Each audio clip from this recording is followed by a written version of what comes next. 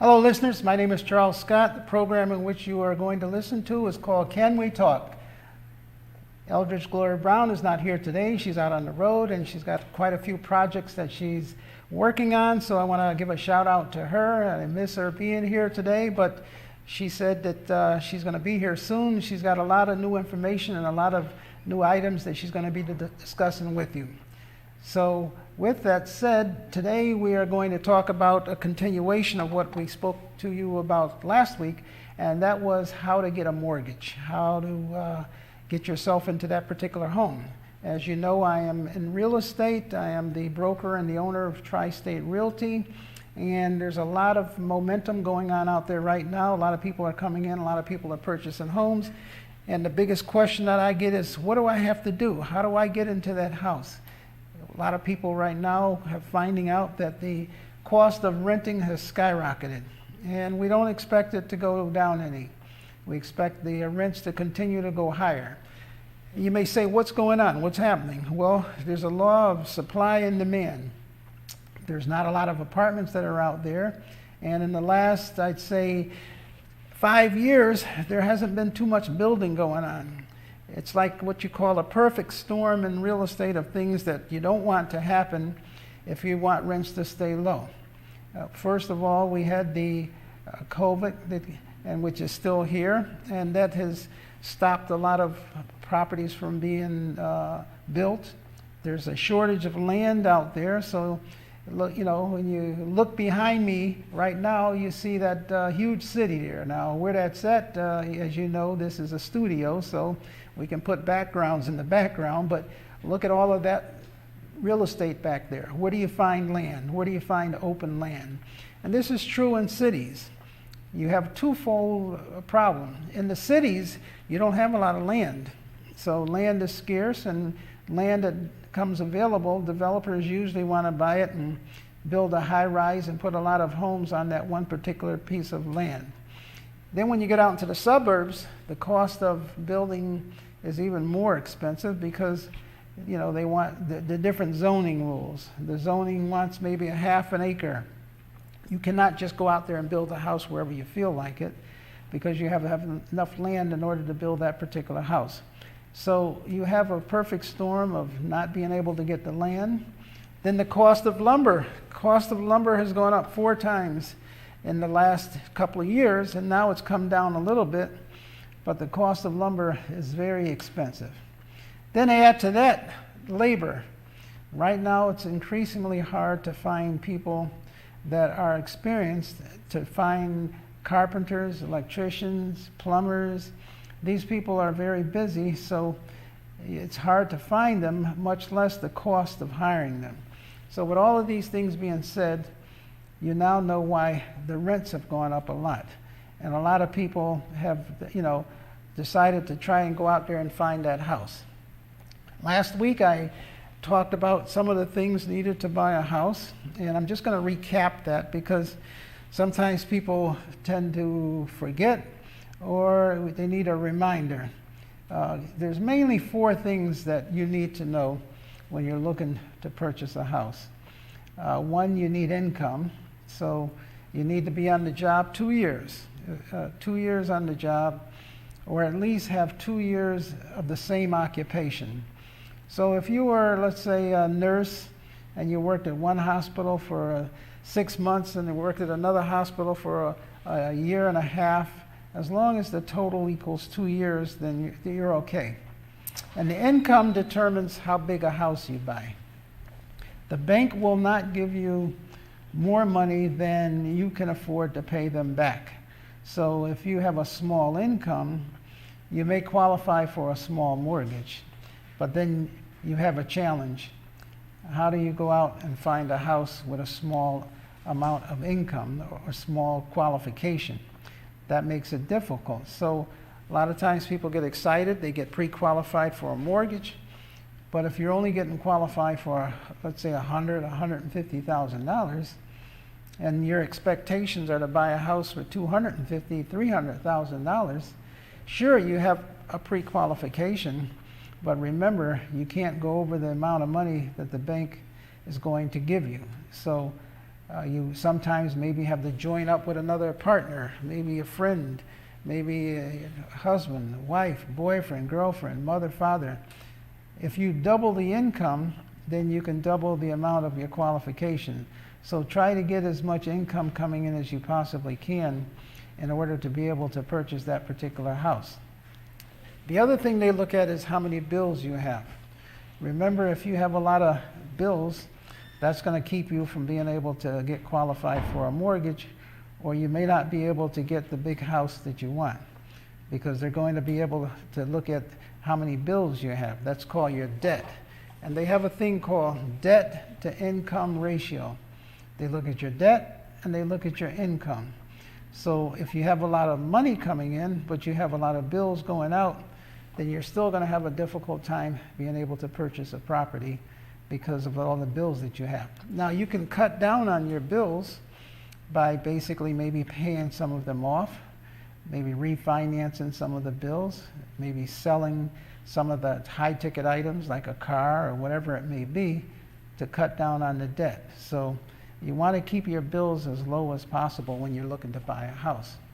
The other thing that they look at is, credit. Most of the time, they're looking for a credit score of around 620 or higher. The higher your credit score, the better off you are. 620 would be like around the minimum. Then you could go 640. 700 is ideal. If you can get a credit score over 700, then that would be ideal. And remember, they don't use just one credit reporting agency.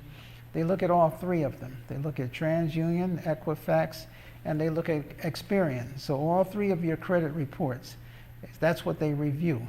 Sometimes you may have something on one credit report and it may not be on the other credit report. That's because whoever you borrow the money from, they don't use all of the three credit reporting bureaus. So, but when you go to get a mortgage or you go to the bank, they're going to look at all three of your credit reports.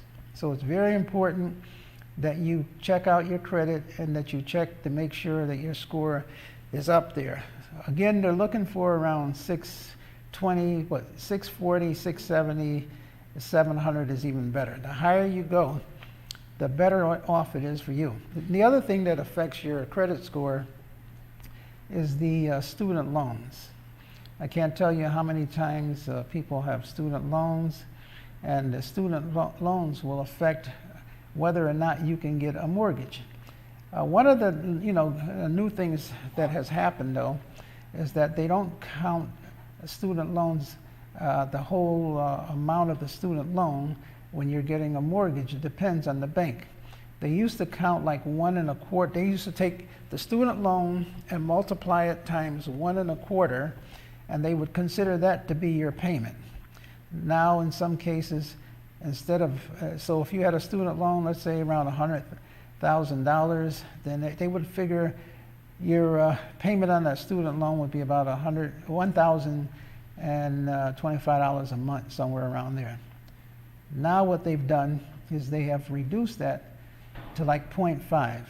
So that means that your student loan could be as little as like $500 a month. So if you have a student loan, it's not as bad as it used to be. So that's a good thing. Student loans have sort of been reduced in the amount that they qualify you for.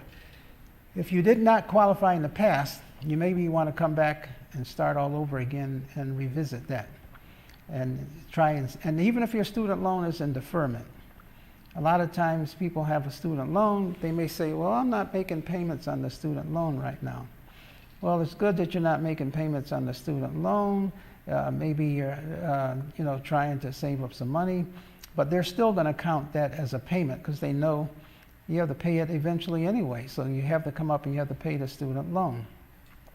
Now, one of the things that we didn't talk about last week was interest rates.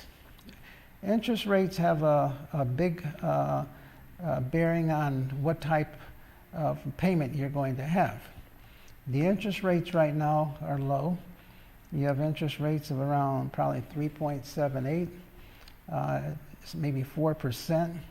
Interest rates were down to about 2.25, 2.5, but all of those rates are still low.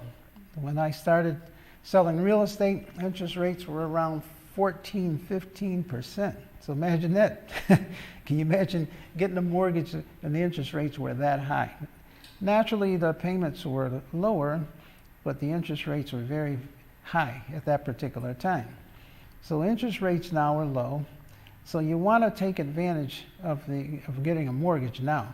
That's why I tell people, if you're looking to get a mortgage, now is the time to come in there and get that mortgage, because interest rates are going to go up. It can't help but go up because the economy is starting to pick up. They're starting to be concerned about inflation. And when inflation starts to kick in, then what happens is they try to bring it down by raising the interest rates.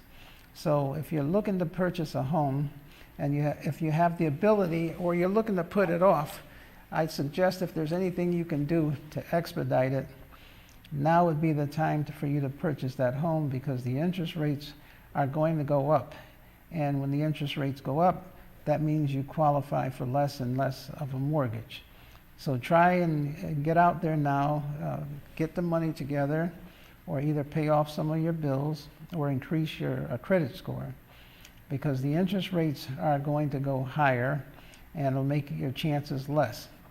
The interest rates, again, are different from bank to bank, and you may find even programs that can assist you in purchasing a home. Some of the banks have first-time home buyer programs. So if you've never purchased a house before, you may qualify for a first-time home buyer program. The first-time home buyer programs, what they do is they may be able to assist you with some of your closing costs. And the closing costs, that's the lawyer, that's the insurance, that's the appraisal. See, when you're buying a house, there's other things other than just the down payment. And the closing costs are some of the things, that's some of the money that you need. And remember, if you have enough money for your down payment, and if you have enough money for your closing costs, you're that much better off to be able to purchase a home. So try and save up or put together as much money as you possibly can, because you're in a better position. So again, as I said, the interest rates determine how much of the mortgage payment you're going to be making back to the bank.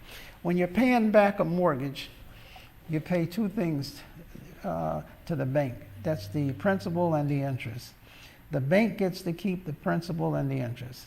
So the principal, that's the amount that you owe. That's the base amount you owe. So if, for example, if you borrow $100,000, you're paying back payments every month, and it's coming off that $100,000. That's called principal. In addition to that, the bank is charging you interest to loan you that money. Now, a lot of times people complain and they say, I made my monthly payment and it looks like nothing came off the mortgage. That's because when you first start off with a mortgage, almost 95% of the mortgage is interest in the first earlier stages of the mortgage. After a while, that turns around and more money goes towards the principal and less goes towards the interest. But when you're first starting off with a mortgage, a lot of it is just interest because you owe so much. But you also got to realize it's set so it's paid off in 30 years. So how can you cut your mortgage in half, or cut the amount of time you pay your mortgage in half almost? Put more money towards the principal. Now, that's another topic in itself. I could spend the whole program on showing you how you could use the same amount of money and putting more towards the principal so that you don't have to pay as long for your mortgage. And you can cut down and save yourself a lot of money. Whenever you get your mortgage statement, you look on the bill and it'll say principal, interest, taxes, and insurance. Then it shows your total mortgage payment.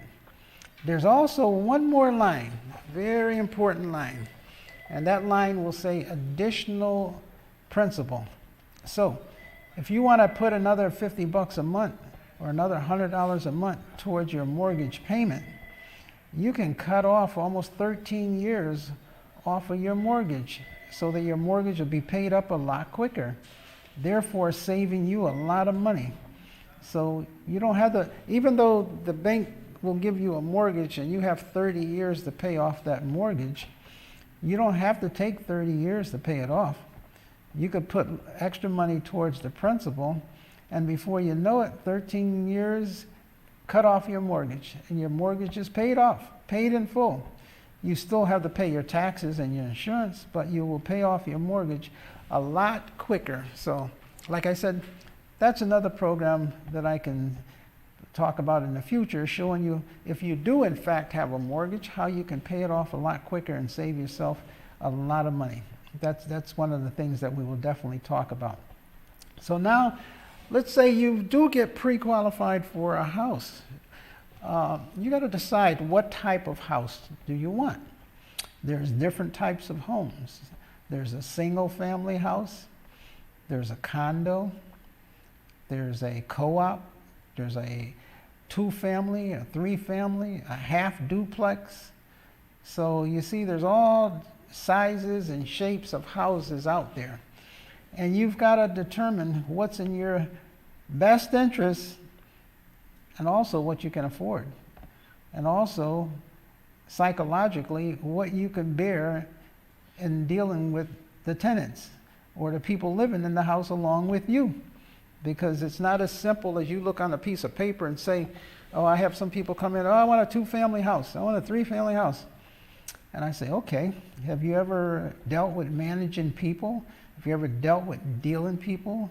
What is your tolerance for dealing with tenants or dealing with, you got to be sort of compassionate in dealing with the tenants. You got to understand problems. You got to become a family member almost. You got to deal with situations, especially if you're going to get a 3-family. You got to negotiate between the tenants. You got to come home after you're tired and you've been working all day, and you come home and you live on the first floor, and you come in and you, just as you get in the house, here comes the tenant from the first floor.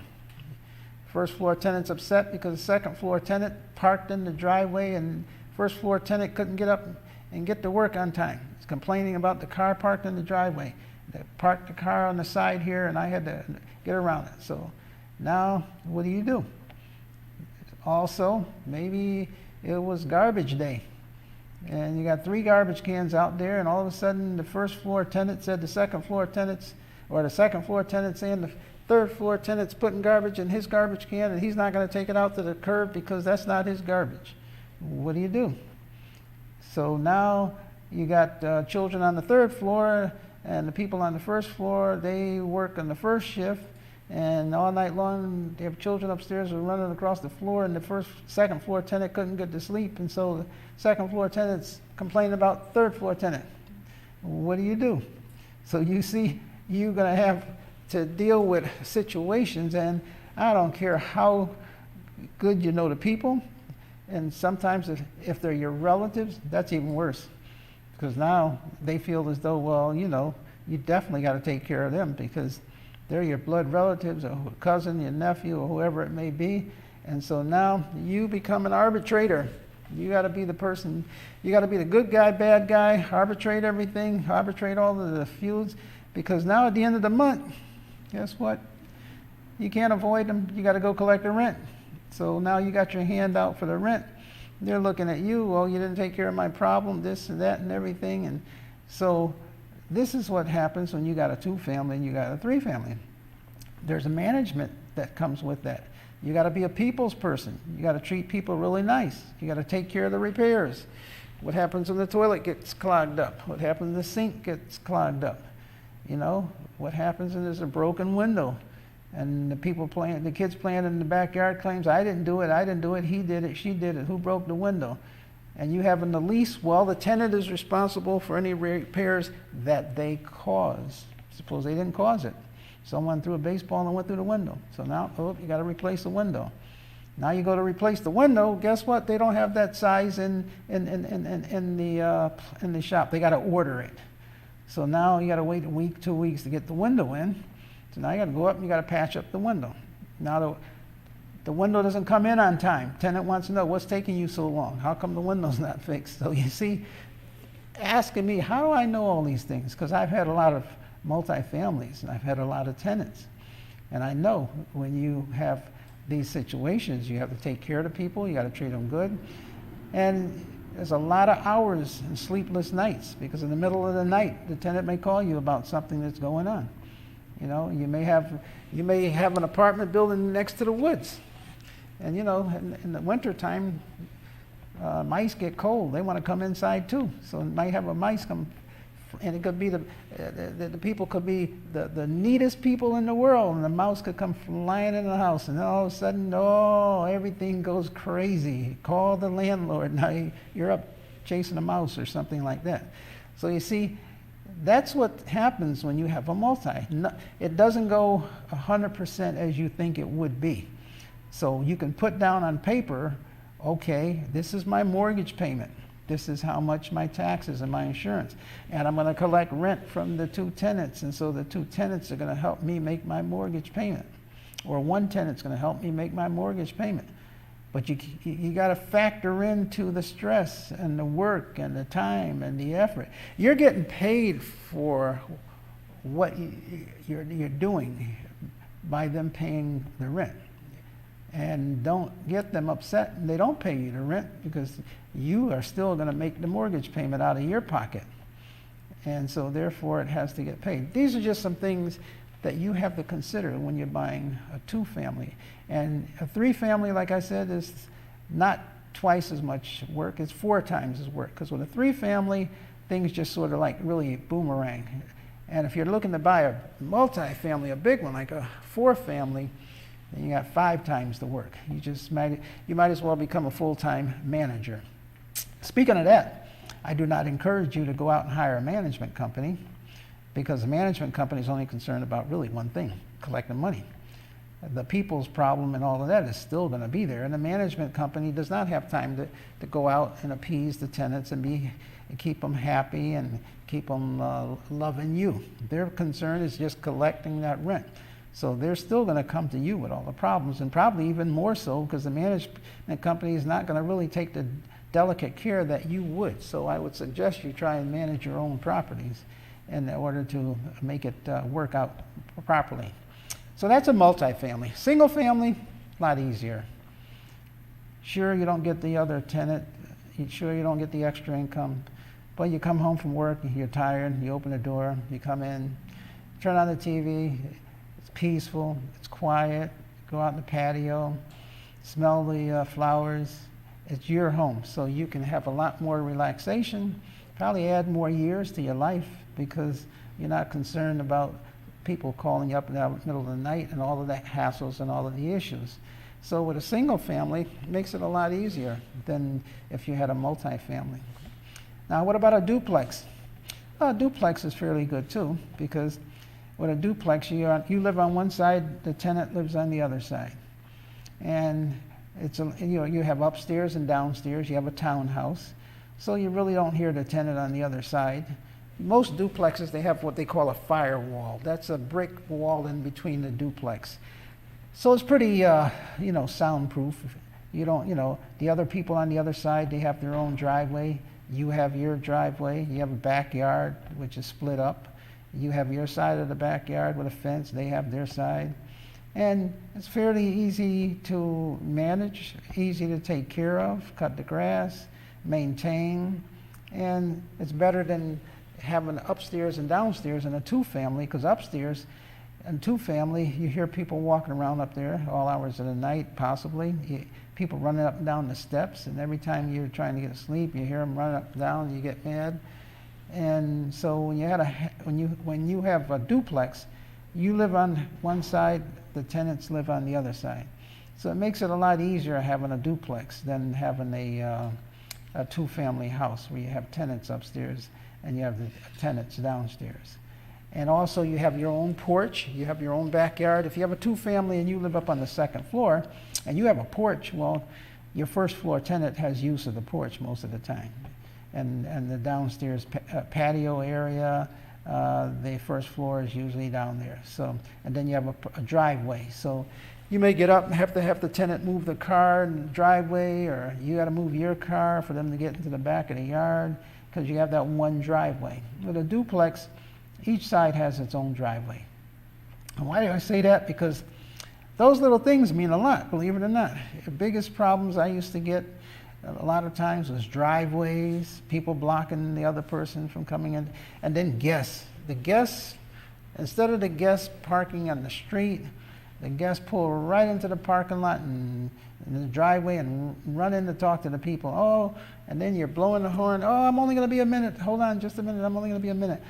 That minute turns into a half an hour. And if you don't even tell them you have to move, that is an hour, and the car's sitting in the driveway. So you pull in from work, and boom, there's a car sitting in the driveway. Now you go and you knock on the door, trying to be nice. Can you please move the car? No cars in the driveway.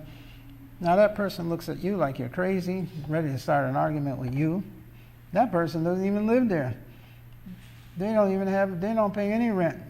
But they're looking at you like, why do I have to move? Can't you park on the street? I'm like, you're the landlord.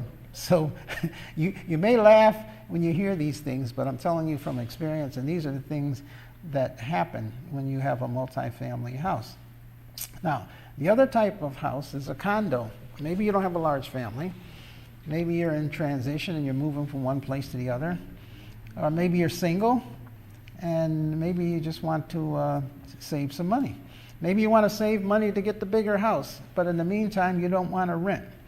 So you buy yourself a condo, and with the condo, you can have a 2-bedroom, a 3-bedroom condo. There's not too many 3-bedroom condos because condos are meant for large families. That when you have 3-bedroom, and large families really don't sit well in a condo because it's not situated to have a lot of children in a condo. It's mostly a 2-bedroom unit, either 1 child, 2 children, or either just yourself. So condos have condo fees, though. Remember that. In addition to all your mortgage and all the other things, you got to pay the association maybe $200 to $300, $400 a month for them to cut the grass and do all the other things. So remember, that's what happens with the condo. So hopefully today, you might rethink about whether or not you want to be a landlord, or you might want to rethink about maybe you want to buy a single-family house. Or if you have no children and you just want a peace and quiet and you don't want to do any maintenance, cut any grass or shovel the snow, maybe a condo is good for you. So with that, I'd like to say hopefully today I gave you some information that you can think about in your home buying endeavors. And again, my name is Charles Scott. I'm the broker for Tri-State Realty, and hopefully that information today can help you and you will tell your friends. And with that, until next week, God bless and shalom. Thank you.